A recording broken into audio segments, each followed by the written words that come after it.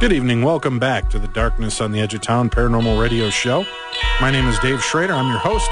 Sitting across the board from me, as he is apt to do every week, Mr. Tim Dennis, my co-host and producer. Hey, you guys, we had a really great time out at the Queen Mary. One of the fun parts of the event was the live comedy special that we had with Dean Haglund from the television show The X-Files. He does a comedy improv show where he invited some of the other paranormal celebrities on stage. He did one out in spring with us, and he did a live X-Files episode that brought Jason and Grant from the Ghost Hunters up on stage. Also brought Chris Fleming from Dead Famous, Patrick Burns from Haunting Evidence on stage. And this last time, just last week, we did the live event as well, and he did a live action episode of the Ghost Hunters.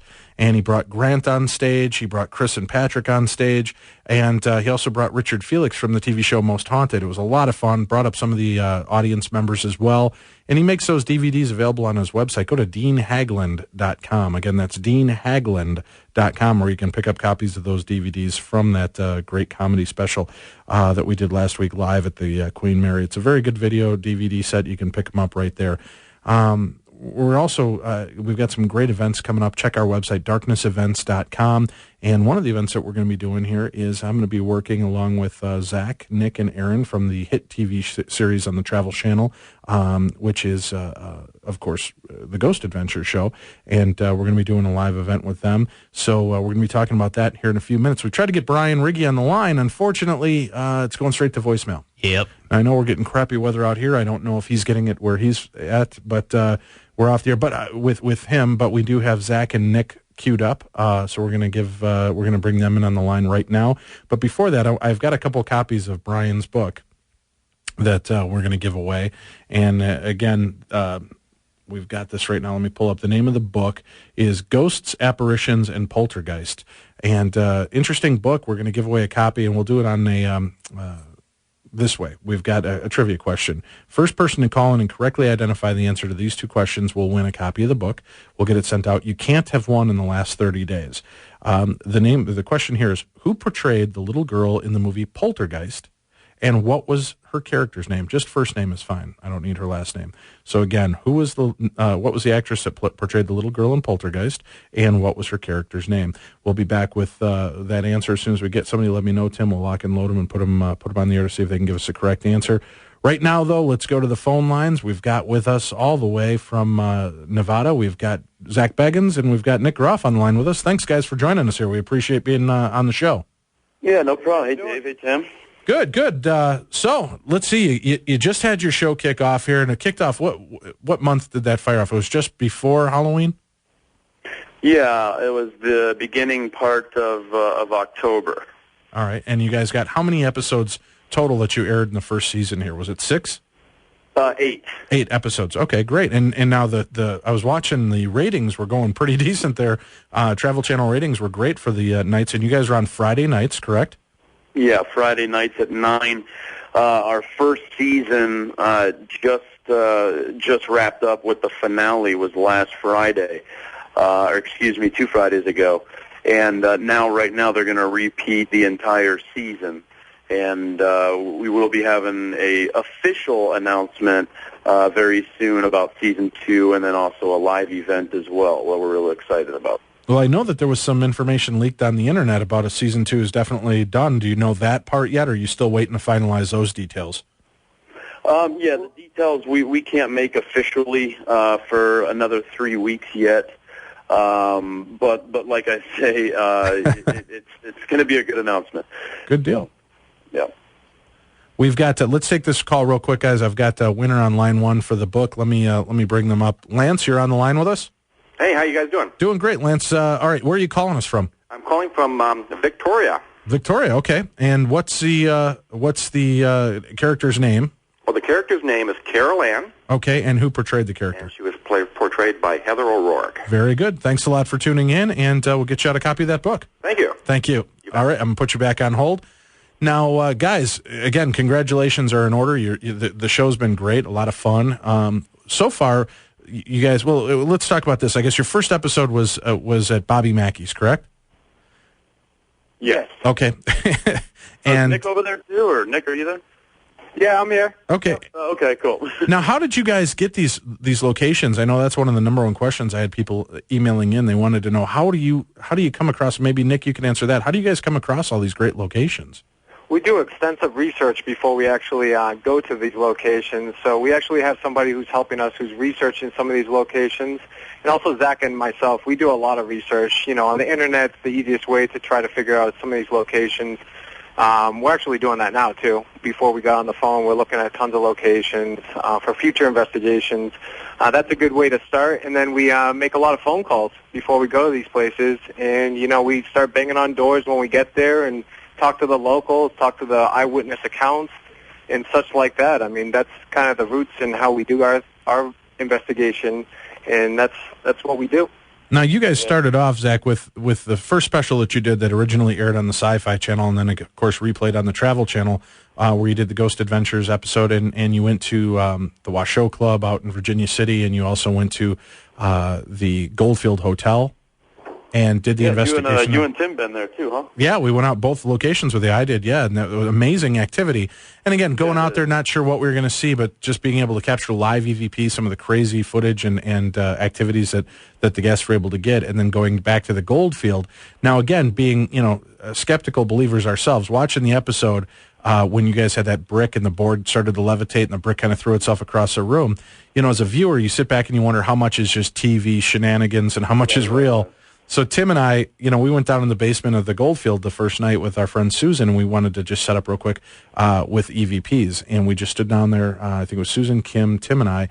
Everybody else was upstairs, and we just started queuing up EVPs. And within the first few minutes, we had responses coming right back to us. So I will say, I was blown away by the activity of the location immediately. What drew you guys to those locations? Because I know you weren't really, you weren't big into researching paranormal investigations at that time, right? Yeah. You just wanted to kind of go out and document stuff? We were real new. We were new to paranormal investigating. That's why during that documentary, there's some times on there where we watch it now and we're like, gosh, what were we thinking? So we Nick and I met here in Las Vegas, and we were just, we both started talking about some of our paranormal experiences when we were younger. And we thought just to grab some cameras and grab Aaron, and we didn't know that what we would capture or anything like that. And but when you see something like that in front of you, your body kind of reacts in its own way. You're not going up against I always say hunting rocks or seashells. You're hunting these entities that are some of them are intelligent, some of them can harm you, and we've learned a lot about that now. So now we know what to expect and the risks involved. But during the time of documentary, we were unaware of the kind of things that could happen. Our experiences, both Nick and I saw things, in places when we were, I wasn't younger, but Nick was, and my experience was about 5 years ago. But the biggest thing that I like now is actually, sometimes when you were just saying you and Tim went there, and went down in that basement, and now you guys can actually, see and hear for yourselves that there's something going on there. And, when we had our event there at Goldfield Hotel, when we did a ghost hunt there, we were up on the third floor, and I lined everybody up on that hallway. Everybody that came there, we sat them at a room entryway, told them to sit there and put their digital recorders right in front of them. It looked like an airport right. strip. It was black. All you saw was a row of red lights going down that whole 100-foot hallway. And then as we're walking around, me, Nick, and Virginia Ridgeway, we all took turns trying to call them out to get some kind of response so these people could see. And as I was walking up and down that hallway, lo and behold, these rocks started picking up off the ground, and they were being thrown down at the end of the hallway towards this older gentleman down there that was running his cameras, and it was draining his batteries out.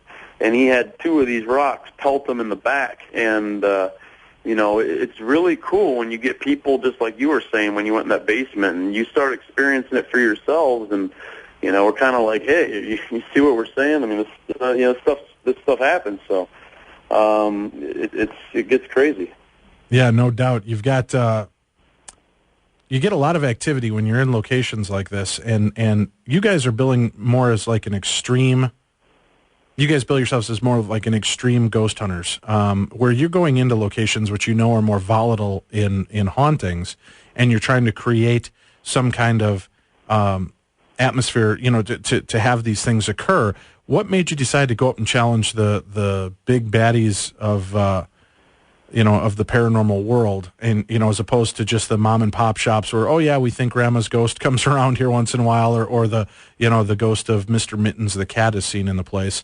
What made you decide to start going up against these big bad guys? And now remember, we're on terrestrial airwaves, so there's no swearing, guys. You got to keep it clean. Yeah, I know. That's fault. I'll start it off real quick, and then Nick, if you want to finish it, I want to start it because my experience, I was, in my old, condo, it scared me. My experience scared me, and I actually fled from that place. And I'm not real big into, it's happened. I've ran from things that have scared me, but we're doing this because there's victims out there. There's people that think they're going crazy because they're getting their hair pulled, or we went to the Sloss Furnace. This big guy who did security, was shaking so bad that he couldn't even go to this one spot where he claims that he was attacked by a violent entity. We go to places where people have had... Well, let me ask you about that real quick. The Sloss Furnace is another location I've had the opportunity to go to. And I got to admit, that's the one episode I haven't seen of the show yet. I've got it TiVo'd at home. I was really excited to see what occurred. Now, I found as a paranormal investigator, it was really hard to get decent evidence because it is an open building, and there's a highway right there, so you get a lot of passing by traffic and a lot of just ambient noise in there. Were you guys having that kind of experience too? Were you able to... It was actually fairly quiet that night, to be honest with you. You have maybe one car passing by way in the distance, but obviously you skip over if you have that recording, because you can decipher what is a car and what is an actual voice that we're capturing. So it was actually fairly quiet that night, and then it is near a train track, a little bit closer to the furnace. So it wasn't that bad, to be honest with you. That tunnel, we got some amazing EVPs, and actually captured this weird, slightly apparition figure that was hovering back where I was sitting in the tunnel. I know you haven't seen it yet, Dave, but it's pretty crazy. Once you do see it, check that part out. All right. Do you like... Yeah, there was some, a little bit of audio stuff there, but one other thing about Sloss Furnaces is that what they told us is when those trains go by, and they did go by quite often, is that actually played a role into what they think it occurs there paranormal, because, back 100 years ago when those trains rolled in, all the old slaves that needed work, that worked there, that they would cue that's their work coming in, that's their loads of work coming in, and a lot of people, when they hear trains coming, is when they see several apparitions going towards the area where those workers would unload those cars. So it actually played in our favor, I think. All right. Yeah, and also talking about that, we actually did capture these weird hovering balls of light at the end of where people were saying that they would see people walk off the train, where the old where they would get paid, I guess, after work or something like that. Remember that, Zach, where the fence part was? Yeah. These balls of light we captured a couple of minutes after a train passed by or something like that. And we ran to that spot, and we couldn't figure out what the heck those balls of light were, because they were hovering, and then they just kind of disappeared. It's interesting. We got to take a quick break, guys. We'll be back with more. We're talking to the Ghost Adventures crew. We've got Zach and Nick online with us. We'll be back with more right here on Darkness Radio. Welcome back to Darkness Radio, your home for paranormal talk radio every Saturday and Sunday night, 9 to midnight. This is a Sunday night edition. Our guests are the Ghost Adventures crew. We've got Zak Bagans and Nick Groff are joining us here. And, guys, we're going to open up the phone lines, too, for people that have interesting questions for your show and would like to ask you two questions directly. You can give us a call. And let me ask you this real quick, Zach. We had a question that was emailed in to us, and it's from Donna Lyons. She wants to know, how long did it take for those multiple scratches that you got? I'm guessing from the Bobby Mackey episode, right? Isn't that where you got the scratches? Yeah. How long did it take for those to heal, and did you use any special treatment method at all for that?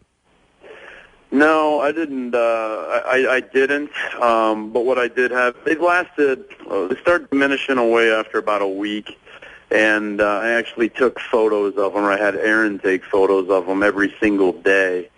They did heal on their own, and there's nothing there anymore. But after I did get those scratches, is when I started having some fun, unexplained things happen at my house for about a period of 5 weeks.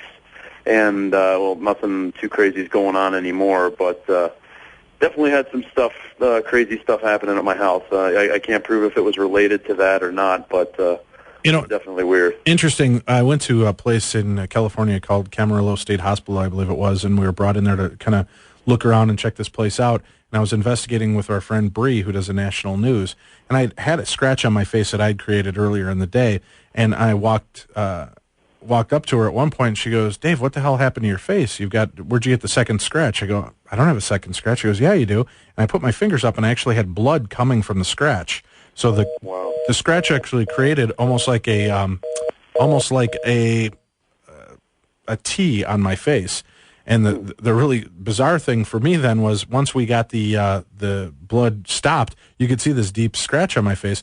And they're like, "Well, let's take photographs." I go, "Well, I can't guarantee that I didn't do it accidentally. I didn't notice, and I just hacked myself, so I can't really call that evidence." And we started talking and blah, blah, blah. And I came back about 10 minutes later, and everybody goes, "What the hell happened to your face? It's gone. The scratch is gone." And it had totally vanished from my face, blood trace and everything. So that was one of the weirder paranormal experiences with the scratches that I'd had occur for us as well. Seems we're having some paranormal activity with the phone lines in there, so pardon the busy signals going on in the background.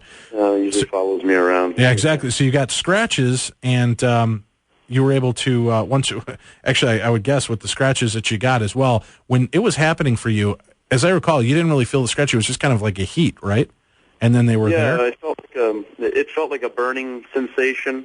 Almost someone, had just some kind of metal, like, hot metal, and just kind of sizzled it on my back. But it didn't start, like, really intense. I could feel it for a little while, and then it gradually built up bigger and bigger and bigger until I suddenly had to, like, stop everything and have the guys kind of lift my shirt up, and it was way up on the upper, part of my back there. And then once they gave me the picture of what it was, I reacted, and it freaked me out. And I actually kind of enjoyed it now, and sure. And then kind of later down the road, there's, after they took a picture and showed it to me, there's about a period of another minute where I'm kind of reacting to it and whatnot, and then they lift it up again, and there's kind of some more scratches on the side of my back, and then there's those two little, look like teeth marks in the center of it, and it was weird, man. And then right after that, we caught this on video. It was like this ball of, like a ball of light just kind of shoot straight out of my back, and you could see it, and we made reference to it on the investigation, right, on the episode. And then these two little, like, light things were just kind of swirling their way down in front of me right after that ball of light shot out of my back. And that happened right there in the well room. And I actually just had somebody from Cincinnati newspaper send me a couple photos that they just took in there, like a week ago, of some of that similar unexplained stuff that we captured on video happening in their photos as well. Now, Nick, I want to know from you real quick, when you see something like this happen to one of your best friends, all of a sudden he's lifting up his shirt and he's got scratch marks, do you think, what the hell am I doing here? Yeah, I mean, I was just thinking about that when he was talking. I was having flashbacks of being in the dark and hearing Zach say, "Hey, my back is warm, turn on the light." That's what was really freaky is I could not see. We can't see anything in the pitch darkness when we're investigating, first off.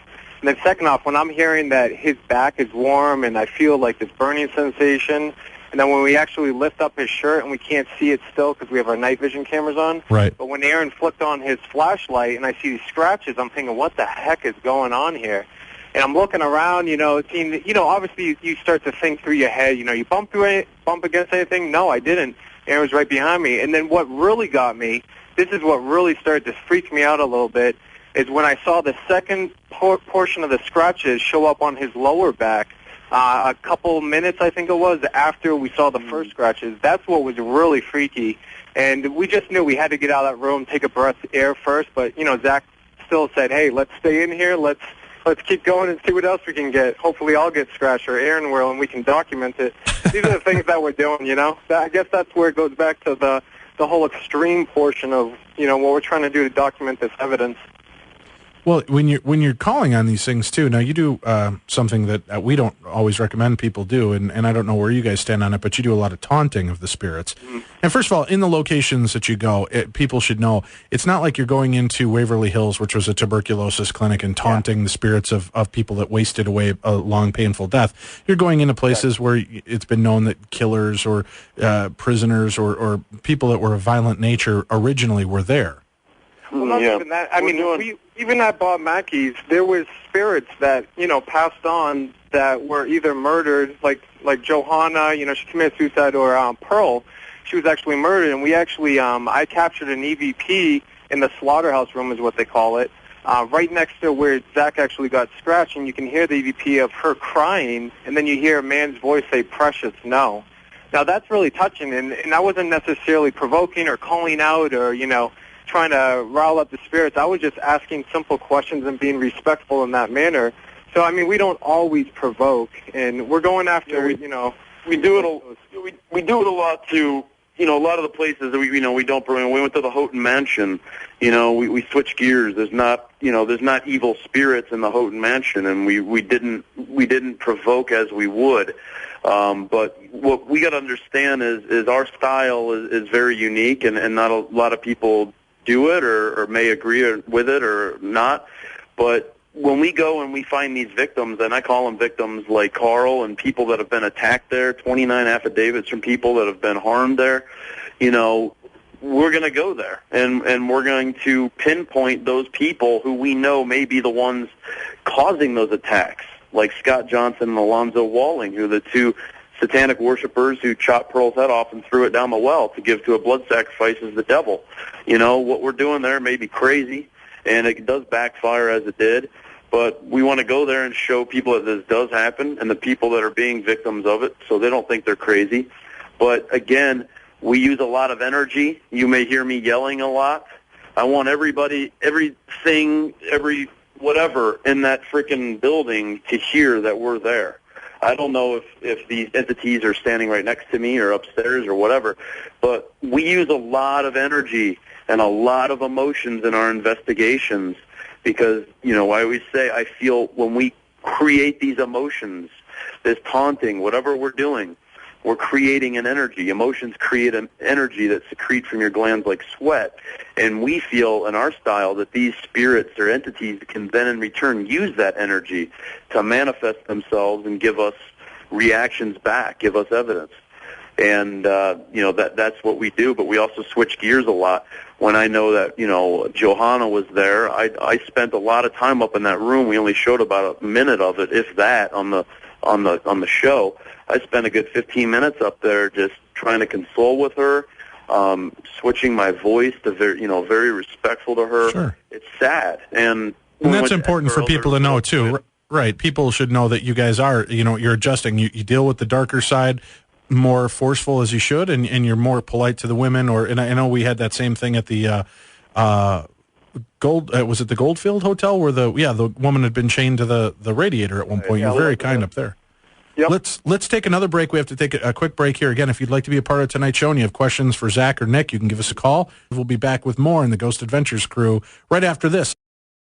Good evening. Welcome back to Darkness Radio, right here on your home for Paranormal Talk Radio every Saturday and Sunday night from 9 till midnight. You can join us as we talk about ghosts, UFOs, Bigfoot, and beyond. Oh, God, the fandom has started, Tim. Let's just get this one out of the way real quick. Zach, are you ready? Oh, gosh. Katie, go ahead. Katie, are you on the line with us? You have to punch her up, I believe. I'm trying to. She's not coming in? All right, let's try this way. Katie, are you there? Oh, we got Lisa online. Lisa, why don't we take your call? What's your question? Okay, I just wanted to know, first of all, great show. I love listening to you guys. Oh, thank you. And, I just wanted to know, before they go on an investigation, what do they do to prepare? Is there any protective rituals or surround yourself in the white light or anything spiritual that they do before they go into these situations? That's a great question, Lisa. Hold on, and I'm going to put you on hold right after they get done answering it, and we'll give you a copy of that book we're giving away this evening as well, okay? Okay, thank you. The question for you guys, Nick and Zach, and I'll keep Lisa on the line from Blaine here. She wants to know, before you begin an investigation, are there any things that you do to protect yourselves? Do you surround yourself in the white light? Do you have any rituals or carry any medallions or anything, I guess, to protect yourselves? Yeah, that's a good question. I don't want to Go ahead, get Zach, you wanna go first? too religious on what we do or anything like that, but I can tell you that there are some things that we have that we do bring that do protect, and we do converse with two different people that actually guide us and tell us certain things to do before and after investigations. So we don't bring anything home with us or anything gets too crazy. Although it has happened and it has been the cause for us to reach out and learn more about certain risks involved, and then certain steps and things that we do take now, before and after. So I can say that yes, we do have some items, and then also do some things before and after to help us, just so we don't so we don't get possessed. All right. How about you, Nick? Is there anything special you do? Yeah, I mean, I don't necessarily go in, do any rituals or anything like that before we go on locations. But, I mean, I kind of keep an open mind when I go in and not get so scatterbrained. So I know, mind's not playing tricks on us. When we hear noises or you hear a disembodied voice, all of a sudden, we all three react to it. So, I mean, I kind of go in open-minded. But when I do leave the locations, that's what I'm more concerned about because, like Zach said, bringing stuff home with us and such like that. I kind of shut it off, like closing the door behind me is what I typically do in my mind, especially, and spiritually, so we don't bring anything back with us. That's kind of my approach. All right, thanks a lot, and thanks for the question, Lisa. We're going to put you on hold, and Tim or Andy will take your information. We'll get you a copy of the book, okay? Okay, thanks. Thank you. Got another question here. Let me pull this up. It looks like we have Sharon. Sharon, you're on the line. What question did you have for Zach and Nick? Hi, guys. I just want to tell you how much I love the show. Hey, Sharon. My question is, I'm a paranormal investigator also, and I am a member of the Jack family. All right, my good. question is, how do you like using new equipment that no other paranormal groups are out there using? You mean like the different kinds of equipment that we have that other paranormals don't have? Yeah, like I've been watching the show, and I've seen you guys using this light, especially in Holton Mansion. I think it was one of the first places you used it, and you had mentioned about the fact that that spirits are more drawn to it. Yeah. First off, thanks for calling in, and thanks for talking with us. And we do work with a guy who is a scientist. He is a scientist, and he's designed some pieces of equipment for us. He's going to continue to do it, and he's let us use this dark light. And we've also used that gold beryllium subtle energy microphone. And, when we did our documentary, like I always say, Nick and I, we were just curious about this topic. But now, since then, 3 years later, it's an everyday thing where we're studying equipment. And the scientific aspect is so important now. And I think that you've seen, as each episode has aired, we're getting more and more involved in it, because that's where more of the credibility of evidence comes, is by using a scientific method. And, like I said, we're going to continue to keep using it, and we're open to trying all new pieces of prototype equipment out. If they work, they work. If they don't, they don't. We've used the thermal camera once. We didn't get anything from that, but we're going to continue to use a lot more equipment. All right, Sharon, thanks a lot for calling. I'm going to put you on hold. We'll give you a copy of the book as well, okay? Oh, thank you. No problem. You hold on, and I'll have Andy pick up the line. Guys, the show's been, getting more and more popular and spreading. And, again, let's mention this while we've got the time. We are doing an event. You guys are hosting an event at Bobby Mackey's where you're going to be out investigating. You're making this available. It's in January. Tickets are on sale right now. Do you want to go through some of the information about that for people so they know how to sign up? Sure. Do you want me to go, Jack? Yeah, go ahead, bro. Hi, it's myspace.com / GAC events. And it is January 20th through the 22nd, and you can purchase tickets right now. We're going to have a lot of great special guests, including Dave is going to be there. And also Mark and Debbie Constantino, EDC specialists, and author of the Hell's Gate book at Terra Bob Mackey's is Doug Hensley. And Bob Mackey himself is going to be there singing his famous song, Johanna, for all of us, too. It's going to be a great event. Bishop James is going to be there, too. And all three of us, Zach, Aaron, and myself, and we're going to be investigating Bobby Mackey's. Great. Awesome. And again, you can also go to darknessevents.com. There's a big banner up there for it. You can click that. It'll take you to the information on their MySpace page, and there are links on the MySpace page and all the information in their blog that talks to you about what's going on with the event, how it's breaking down, what's going on for the itinerary and schedule of events. We've had a lot of great response. We have usually you get anywhere from about 75 to 80 people that come to the events. And so we keep it nice and small. You get a lot of investigation time and broken up into great smaller groups with this as well. And I've been there, as I said, I was there, I think, for your first one when we went out to the Washoe Club out in Virginia City and that whole area. And then we came back out for the second event at the Goldfield Hotel and had just a fantastic time. So there's a lot of bang you get for the buck. And now where is this? It's located in Covington, Kentucky, correct? Yeah, Wilder. Kentucky, Wilder. It's there. Wilder, Kentucky. It's about 10 minutes outside of Cincinnati, but if you go to that myspace.com /GAC events, there's a hotel information right there. We've actually found another hotel in Kentucky instead of Cincinnati. They're giving us a little bit better rates for all of our ticket holders, Great. so if they call there, they'll give a better rate. Well, we have another call online with us. We have Amber. Amber, are you with us? Yes. Okay, where are you calling from tonight, Amber? I'm calling from Dallas, Texas. Dallas, Texas. All right. What question do you have for Nick and Zach? My question is, when y'all were making your original documentary, did you know that it would gain so much momentum? Everybody just reacting to it, so just enjoying it so much. And when y'all were making it, what your original thoughts were, where it would lead to?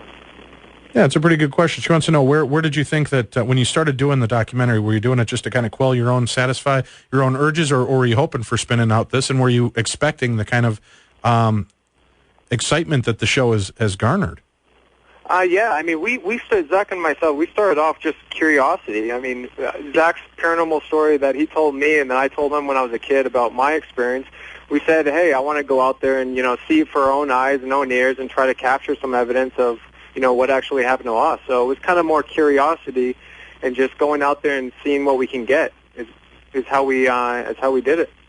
Yeah, we didn't have intentions that it would be, end up where it did and it lead into this and us maybe having a life. I knew that I wanted to do this for the rest of my life, is to search for the paranormal, but we're very excited where it's led us, and we just want to continue doing what we love to do. And most important thing is to keep it the same as the documentary, which is just myself, Nick, and Aaron doing these investigations, keeping it very raw, making it feel like you guys are right there with us, showing you the raw footage, and that's what we like to call is raw and extreme, just like our documentary.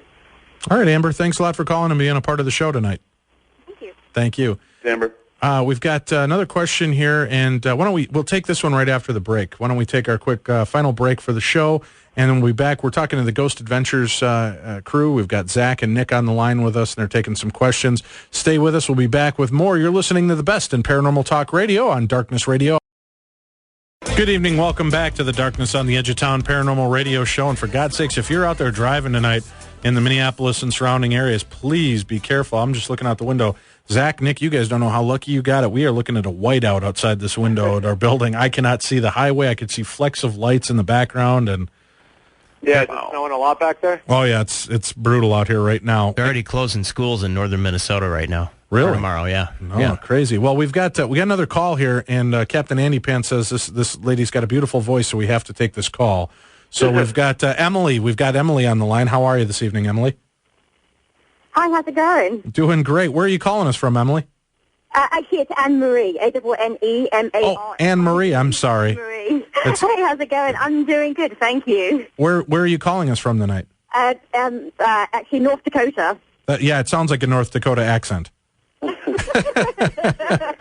What's your question for the boys? Well, first of all, I wanted to just say hi. I love your show. It's really great. There's a shout-out for the crew and also from everybody that supports you. Basically, my question is, Zach says that, well, basically you say that you're looking for the truth of, whether or not, this is what your investigation is true or not. And you've done so many investigations now. I'm wondering if you found the truth that you're looking for, or if there's still something that you haven't found and you're going to keep looking. Hey, that's a good question. She wants to know, what's going to keep your drive going, and is there a truth that once you find it, will you stop? Well, I think we've found it, and that's the inner drive right now that keeps us going. And the lovely part about it is we don't know what tomorrow's investigation is going to bring. That's the thrill of it. We don't know what we're going to come up against. We don't know what we're going to capture, what we're going to experience. It's a challenge, and it's fun, and it's a drive, and you're searching for answers that we all want to know on a very, very sensitive subject. Possibly some kind of hint of life after death. I know there's a lot of residual energy that I don't really classify as life after death, but we're really trying to find those intelligent entities, the one that answer our questions and we get responses on digital recorders, the shadow figures, this and that. It's just an absolute thrill, and we'll never stop. All right. Well, Anne-Marie, thank you very much for calling in, and I'd like to give you a copy of that book. So you stay on hold. The boys are going to take, Tim and Andy are going to take your information, and we'll send out a copy of the book to you on the poltergeist and the supernatural, okay? That's great. Thank you so much. Have a great night. Thank you for listening, and thank you for watching Ghost Adventures. They appreciate it, as do we. Guys, how can people find more information about you? Do you have websites up? Where can they go look up more information on Ghost Adventures and see when the scheduling is and what's going on with the episodes? Yeah, definitely. We have our own personal MySpace sites. You can look us up, Nick Groff and Zak Bagans. And then also we have our main sites, myspace.com/Ghost Adventures. And then you can also go to myspace.com/GAC events. And that's our upcoming event that we were talking about for Bob Mackey's investigation coming up in January, the 20th through the 22nd. All right, and you're keeping that kind of low. Again, it's going to be under 100 people for this event. Exactly. Yeah, we want to keep it limited so we can, investigate personally with everybody there. And we can go back into that well and see maybe this time if I can get scratched or something. I don't know if that's a good thing. Yeah, I think... We're not taking that too much, and we want people to understand that this place, when you walk in that front door, that this place actually went to a court case, and they have to have that liability sign right in the front door that if you get injured, it's not the management's fault. And, I want to let everybody know, as funny as it sounds, you will be asked to sign a hold harmless agreement just in case anything happens. There are some ghosts there, and some of them like to make their presence known to you. And I'm going to have a special waiver that says that in the event of your death at the event, I get everything you own. There you go. Is that okay? We'll see what we can do. Excellent. Yeah, that bathroom's pretty crazy, too. What do you guys think is, out of all the locations you guys checked out this season, which one was your favorite one? We'll start off with Nick. What was your favorite location and why? Bob Mackey's was intense, seriously. Bob Mackey's was pretty crazy. Obviously, you saw that bathroom incident with me. Right. That kind of shook me up a little bit. I was not expecting that. And then obviously seeing Zach near the well there get scratched, that was pretty dramatic. And then capturing the shadow figures and the EVP saying precious snow. That was a pretty crazy one. And then the second one, I would have to say, the sane asylum was the psychiatric ward in New Jersey. There was pretty intense. For me personally, that's what was crazy because I had this handprint show up on my face after this ball of light hit my back and then followed my torso up to my face.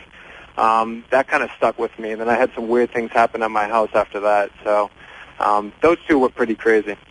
How about for you, Zach? What did you think was the most... Like Nick said, number one, the Mackeys. But outside of that, I've never been overseas, and I really enjoyed doing the underground vaults in Edinburgh, Scotland. It was a whole different vibe, a whole different feeling. The history was completely different, was more centuries and centuries old. And I just loved those vaults, and it was just a really cool place, and we're looking forward to do more international, checking out places over there.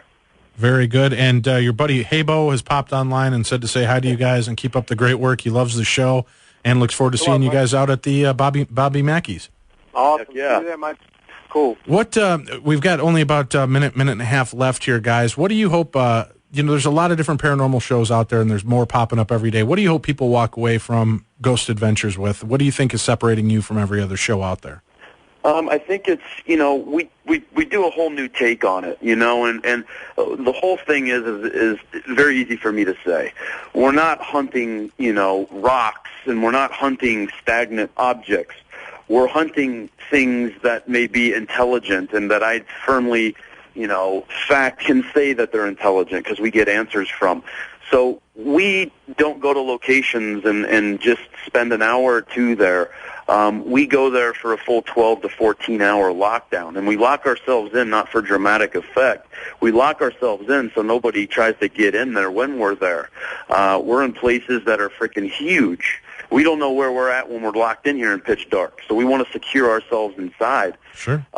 We like to keep it raw. A big part of evidence is audio evidence, and we don't want any contaminated audio by having a huge bunch of people in there with us. So we keep it raw, just us three, and then we use our emotional approach by using strong emotions, which we feel create energy that the spirits can then in return manifest and give us evidence. And we do a full investigation by the dark history. We interview everybody we can, and we present that all in our show. That's very important to see what history may be the byproduct of the hauntings.